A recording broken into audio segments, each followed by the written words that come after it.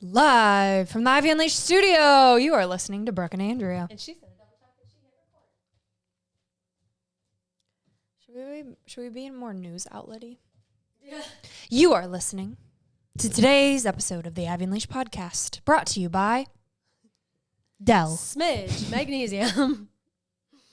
Dr. Stephanie's Shilajit. Shilajit. Shilajit. You know, YouTubers, you don't have to watch, you don't have to listen to commercials. You're onto something here. But if you did, you would hear about Smidge's magnesium and all their good stuff. And you would hear about Dr. Stephanie's products. You would indeed. Which are bomb. I love you. Love you. Welcome live from the Ivy Unleashed studio. You are listening to your favorite podcast with Brooke and Andrea. Welcome back to Ivy Unleashed. We're doing some breath work. We're doing lion's breath. We're doing Tony Robbins breath. What is that called? Well, he calls it part of his priming routine. Priming. But I don't think. But that's like the act of breath work, visualization, all of that. Yeah. Like this alone isn't priming. But Yeah. anywho, one of the many things we have learned throughout the years of being health coaches, being podcast hosts, doing it all, walking the walk. And today, with 6 seasons, we want to share what we have learned, our biggest takeaways from this podcast. When Chandler was on, she was like, "Can you back up? Did you say this is your 6th season?" She was so impressed with that. And it's like when you're in it, you don't realize, like, you got to take a second to be like, wow, we are almost to 300 episodes, which is crazy. That's crazy. That's a lot of content. That's a lot of interviews, a lot of putting our hearts and soul into something. And we have had the most incredible guests that have taught us so much. And it was really hard. We were like, let's each pick 3 of our like biggest lessons. Not necessarily be favorite episodes, but like, cause like we've had people on that we know and love, you know, Lindsay Roberts and Julie Schmidt and, you know, all kinds of people that are like Family, neighbors, you know, friends from forever. And so I didn't pick anybody I know. Did you? I didn't pick specifics at all. Oh, My lessons are overarching things that I now understand and live by. oh, I like that. And I, you know, specific episodes remind me more so of these. Yeah. But I don't have favorites. I don't know, maybe I took this in a little different direction. I like it, as you should. You're a different person. That's funny that we did something different because I went through, actually I was like thinking of the episode that gave me a big lesson and I re-listened to it just on like 1.5 or 1 point something, so super fast. Okay, let's start there. It's crazy. Are we recording right now? Yeah, we're recording right now. I could tell you word for word Terry Cole's episode 86.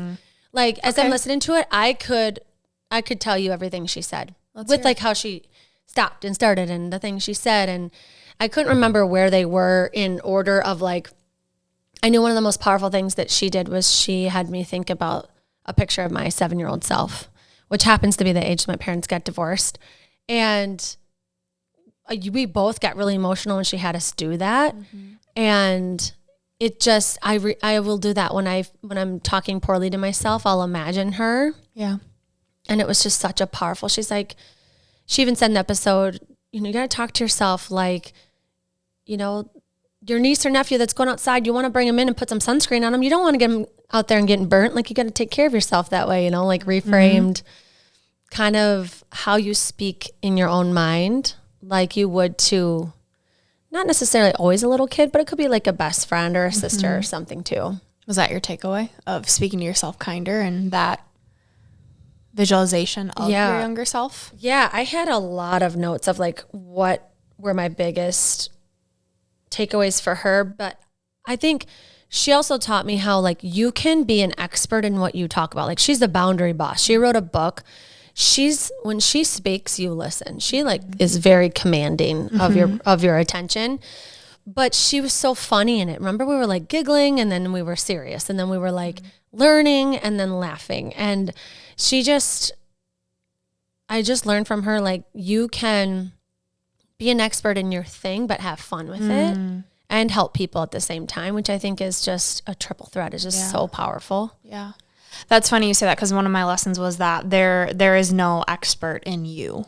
Like, out of everyone we've interviewed, everyone has different experiences, quote unquote expertise.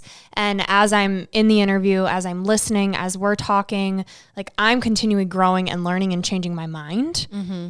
And I can take pieces of what we're listening to, but you are not the expert of my journey. Right. And so I just think everyone we've interviewed is like the expert of something, right? And that's your branding and your marketing. But the more I'm in this space, it's like, no, you're just sharing your truth.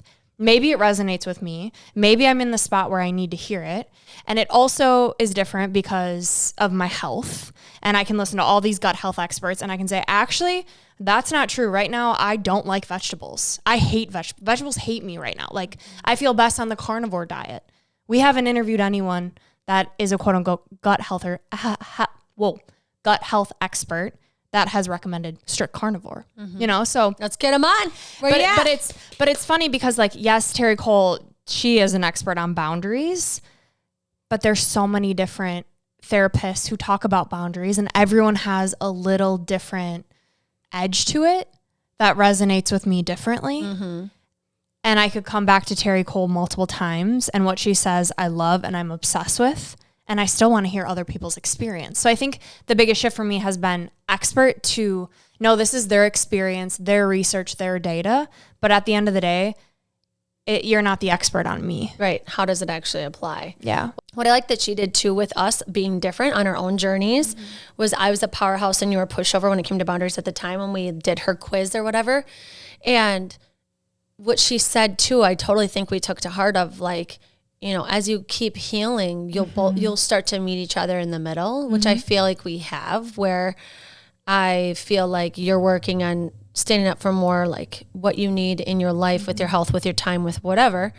And I feel like I've realized more when I'm trying to control outcomes or when I think things need to go a certain way for a certain whatever, that I'm like, well, that's what I think. That doesn't mean that's the right way. You know what I mean?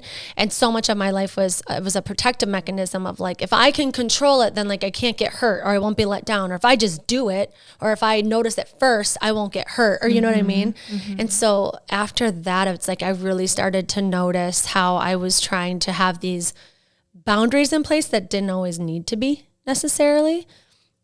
So I thought that was cool. She kind of gave us advice on how to work together too. Mm-hmm. I love that about our episode. It's so good. Yeah. It's fun reflecting on all of these interviews we've done, because a lot of them do still hold true today. Oh yeah. Like, everything we've recorded, other than, you know, talking about like my bachelorette party or life things that are happening, the episodes are timeless. Like, you can go back and you can listen, you can find something completely new out of it. So just because we recorded this Boundary Boss episode years ago at this point, like, everyone listening now, go check it out. Yeah. I still go back to it. I love it. It's amazing. And that's not just Terry Cole. That's so many, Jesse Golden, and so many people that we've recorded with. It is so fun to hear their truth, their experiences, their stories. And I think as we keep changing and growing and step into different chapters of our life, different things are going to hit, which is fun to see, like, how that changes for us. It's so true. Yeah, you're going to go back now once you're a mom and you're going to be like, wait, we did a bunch of parenting stuff that was totally not applying to my life at the time. Let's go back. Which one of them was Dr. Shefali, and that was one of my biggest lessons from her was, you know, we were so starstruck by her and asking her about being friends with Oprah and everything, but she talks so humbly about herself.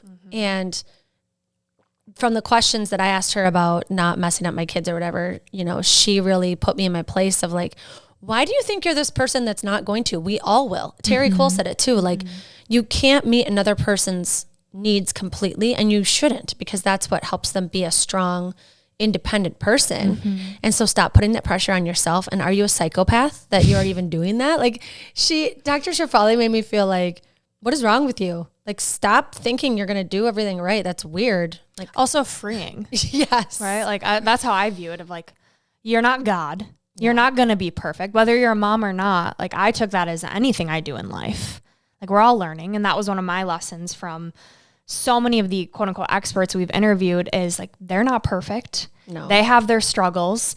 And when we ask the question at the end, if you could go back and tell your younger self one thing, 95% of the time it's, you are enough, you are worthy. It makes me realize how many people struggle with self-worth. Mm-hmm. And the last episode, we were just talking to the guest on this of like, why do you think that is? Yeah. I think it was Dr. B. Why do so many people struggle with self-worth? Yeah. And I've learned it's not you heal it and you're done. It's you're always talking to that inner child. You're always thinking about that 7-year-old picture of you.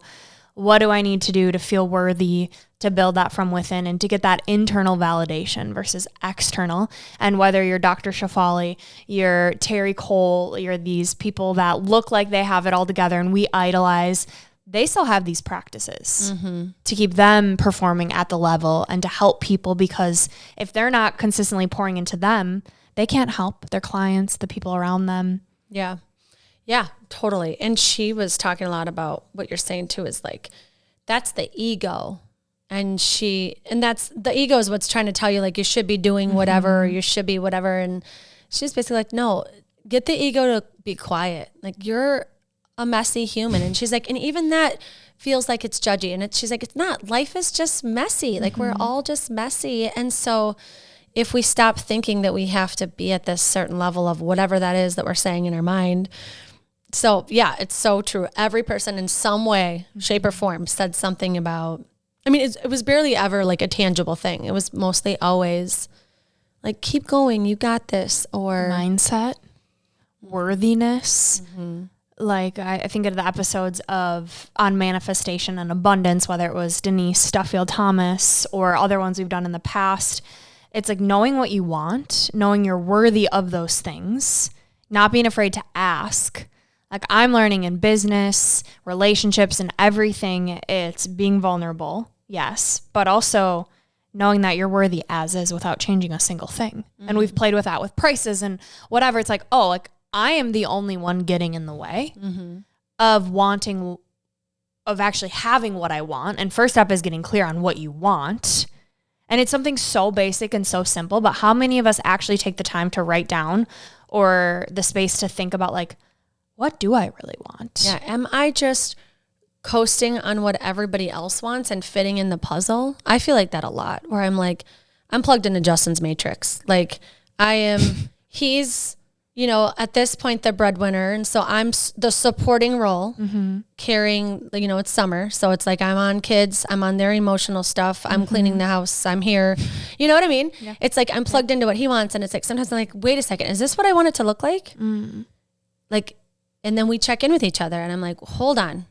I like what we're doing. It is a huge privilege to be able to do what I'm doing. Yes.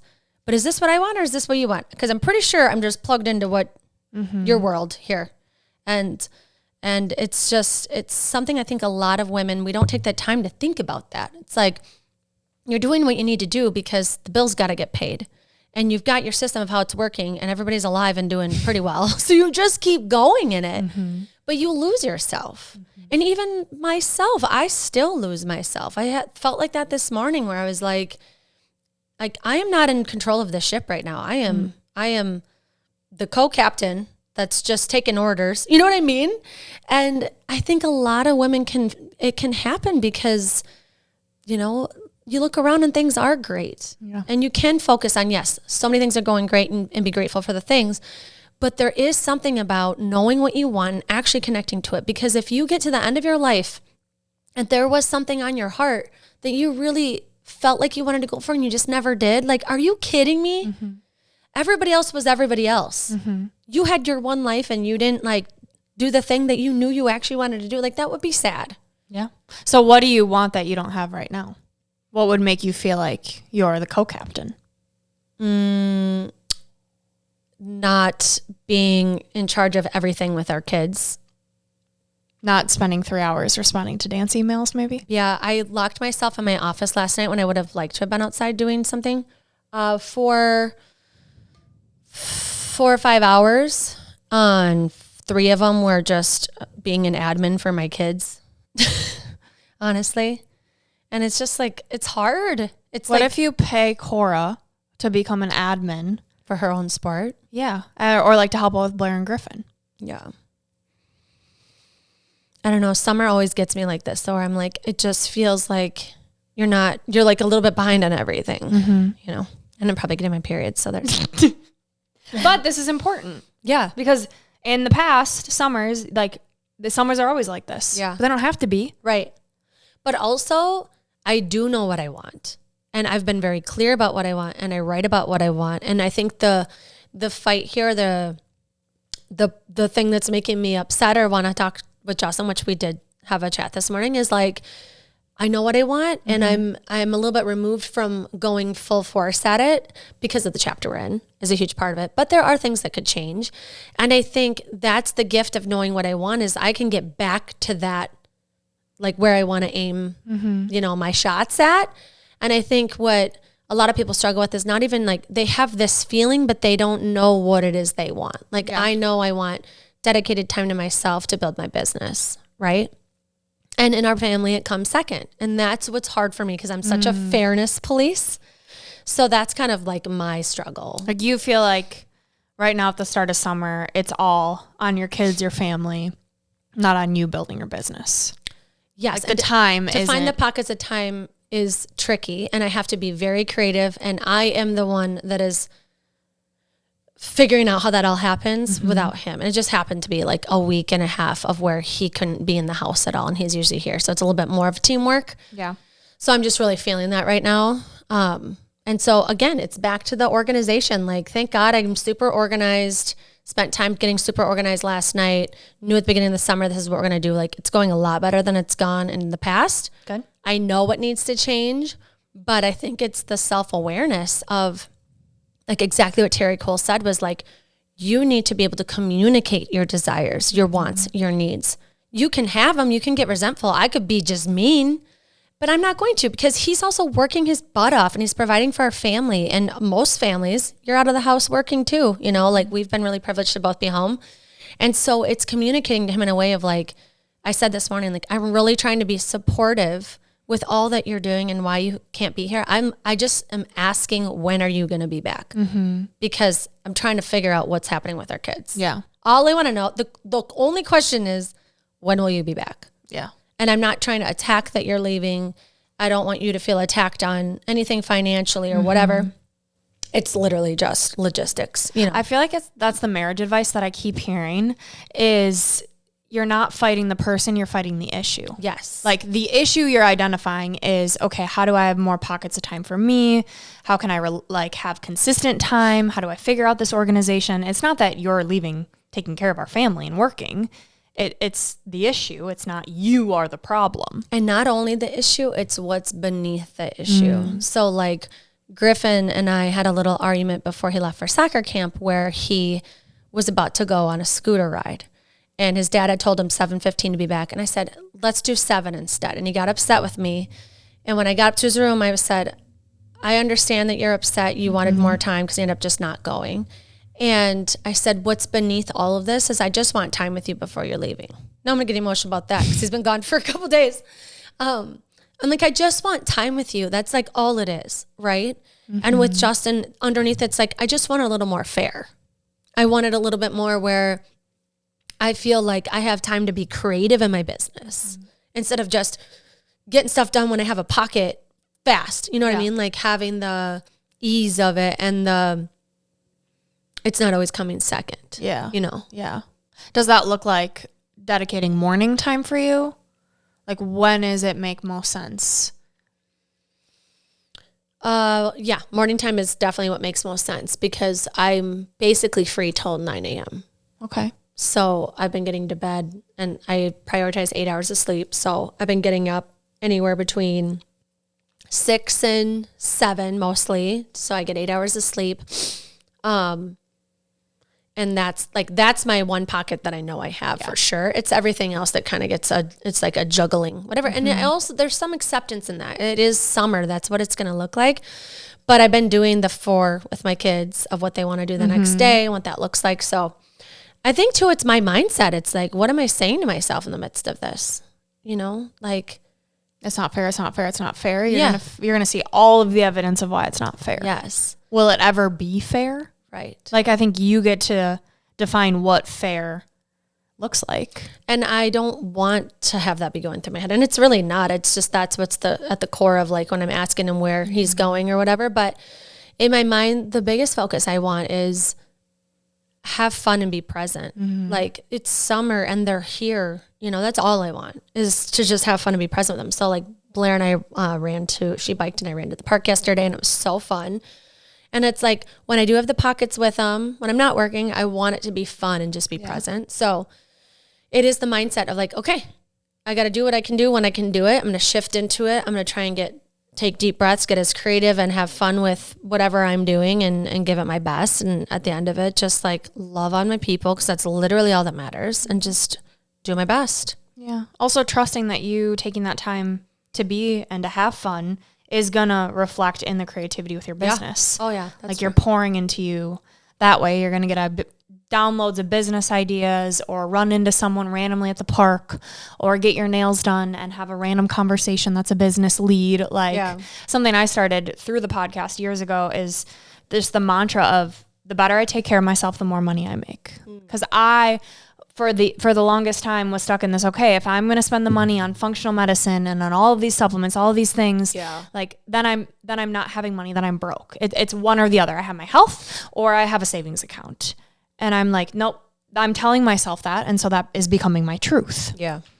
And this conversation leads perfectly into my last lesson I wrote here, which is that just change is possible, that you have agency, you have control, you have ownership. Specifically our conversation with Erica of like, take ownership. Like if you don't like where you're at in life, if bad things are happening to you, and Dr. B too, both of them, our most recent interviews, it was like, where in this situation that you're frustrated with, can you put it back on you? Yeah. And I did that this weekend, and I find myself continuing to do this, and it feels so much better. My car got towed yesterday. I could have been so pissed, and I was pissed, but I was so proud of the way I handled it. You were going to be crying. I was like, you know what? They're serious. That LA Fitness, you really can't park there. Okay. Does this suck? Absolutely. But at the end of the day, it's my fault. If I don't like that I'm broke, it's my fault. Yeah. Like I need to stop playing the victim, and, you know, obviously things come up and whatnot, and there are a lot of things that aren't fair in life, but it's making me feel so much better. And so I want to offer that to anyone listening. If you don't like where you're at, change something. Like I'm feeling anxious about my wedding being less than a month away. I ate and I did things that like I normally don't do this weekend. My face is breaking out. I'm like, okay, you can accept that. You did it. You can't change it. But let's get back to what you know makes you feel good. Yeah. And do it. Stop complaining. Stop playing the victim. Stop saying poor me, and frickin' do something about it. Because the minute you take action, it shuts that anxiety up. Yep. The minute you're feeling like this isn't fair and you have a conversation with Justin that's hard, it makes you feel better. Mm-hmm. Like same thing with me and Ian or whatever's going on. It's like cut the BS. Know that you don't have to stay feeling like this. And every episode we've had of Ivy Unleashed has taught me that time and time again. You don't have to stay stuck. Yeah. I think too, both of those people that you just mentioned gave horrible life circumstances that they lived through, that you're like, if they can live through that, specifically Dr. B losing multiple children and her spouse with a tragic like medical diagnosis and an accidental drowning. I'm like, if she is still standing and impacting people, I can do anything. Yeah. You know, like, and something that really resonated with me in that episode is, as we're talking, we're saying, you know, all of these mindset shifts and self-worth. Okay, well, Dr. B, she has this story, and she walked me through this thought map that is actual tangible exercise of what are the thoughts you're having, put it in bubbles on a piece of paper, and through doing this, through asking empowered questions, got to the point of you are disconnected spiritually. You need to spend a little more time on your faith, your self-trust, your belief. And I walked away with, okay, I got to go to church. I got to spend time with the word, these things that I'm like, it's so simple, but am I honoring and spending time on the basics? Yeah. And do I know what those basics are that make me feel good? It's so true. It's so true. Like we have a tendency to overcomplicate it. We do. We do. And yeah. And then when we get to the truth that actually feels good in our body, it's like 5 words. It's like, it's never anything complicated. What's going on up here? Like she said, you got to get your thoughts out, organize them, and take action. Like you said, like once you start taking action, and physically write it out.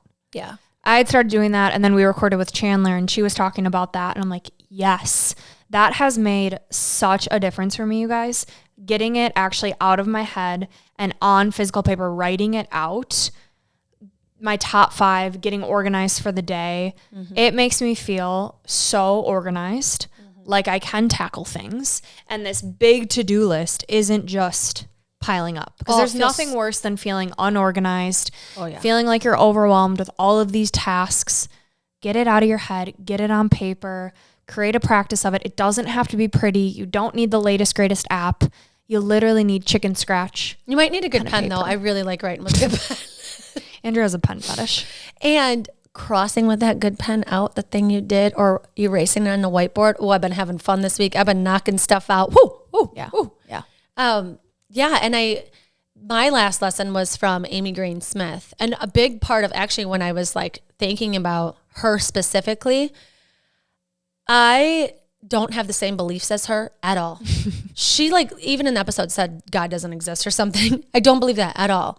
And it showed me that someone can have completely different beliefs than me, but still have so much value to give to the world. Yeah. And I think sometimes, especially in this political climate, we won't even hear from someone.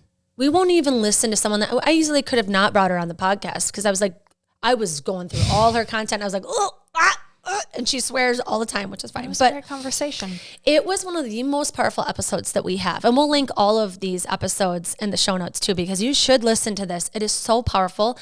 And what Amy did so beautifully was she weaved in her story of how challenging it was to believe something different than her family, and gave examples of how she spoke to them in a way that brought them together and brought so much love and got to the heart of the issue. Like in different ways, she would say things like, you know, I would want you to tell me this because I care about you so much. I would want you to let me know if you were feeling this way. Yeah. Gave ideas of how to bring up that you want to have a hard conversation, gave language in the midst of it.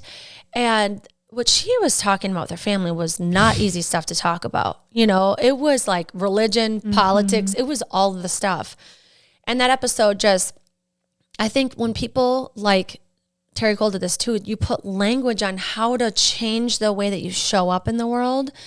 And it makes you feel better. You leave a conversation like they know the heart behind this, that I want connection with them and I care, and I what I did was unfair and I want to acknowledge it. I want to take accountability. Like they are making the world a better place. And just her episode, oh my gosh, when I listened to it back, I was like literally clapping. I was like, this is so good. The whole thing. And she was so funny and we were giggling, and just, we should have her back. She was so good. Yeah. I mean, you can have fun with people you disagree with. Yeah. And you can find things you agree with, even if your values, beliefs are different. Just hearing people out. Like, why do we have to be so extreme? That's my stance. Yeah. It can be an and. That's another big takeaway. I've changed. It doesn't have to be an or. You can believe things. You can change your mind. You can want certain things and not feel bad. Like you want what you want because you want it. And I think what we do a great job of having on people that we might disagree with or might be hearing things is, one, we give them the opportunity to give their tangible tips. This is what's worked for me. Yeah. But then we also use our own curiosity of like, but wait, if this doesn't quite settle with me, what's your take on it? Or you said this and that was a little, you know. I like that we kind of have that difference of, yes, you can share your expertise, but I'm going to ask the question everybody else is asking. That's why I love Unleashing Ivy so much at the end of every episode, because it's like our last opportunity to ask them the hard question that we've been wondering the whole episode. Yeah. And things we maybe didn't know going into it. Yeah. Right? Like through the episode of, oh, okay, yes. I'm going to circle back to this. You had said this. I want to know, everyone listening, like, what are your takeaways? Instead of our 3 gold stars today, like, we want to hear from you. What are your 3 takeaways from being an Ivy Unleashed listener downloading the episodes, listening week to week. What have been your favorite guests, your most impactful episodes? You know, we can't honor that if we don't know. Yeah. What do you want more of? What do you want? Not just with your health, with your story, but with the episodes that you're spending your valuable time listening to. Like, we don't take that lightly. So we want to hear from you. This is for you. And we've got a lot of lessons throughout our time at I've Unleashed, but ultimately it is for the listener. Yeah. It's for all of us. We're right there with you. Yeah, well, I learned today that we need to have a carnivore expert on. We're going to talk about that. Yeah, shoot us a message on Instagram or email us or leave a review. That would be awesome, of what you like or what you want more of, because we want to hear it. We are waiting to hear from you. We are choosing what speaks to us, what we're curious about, but ultimately it's all for you. So let us know. Yeah. This week's piece of gold is from Jay Shetty. Jay says, when we tune out the opinions, expectations, and obligations of the world around us, we begin to hear ourselves. This is Gold Ivy signing off. Listen to your truth and go chase your gold. Hey. Jay Shetty. Jay that guy Shetty is blowing up. Did you hear about his deal with Netflix? Yeah, I saw that. That was fucking crazy.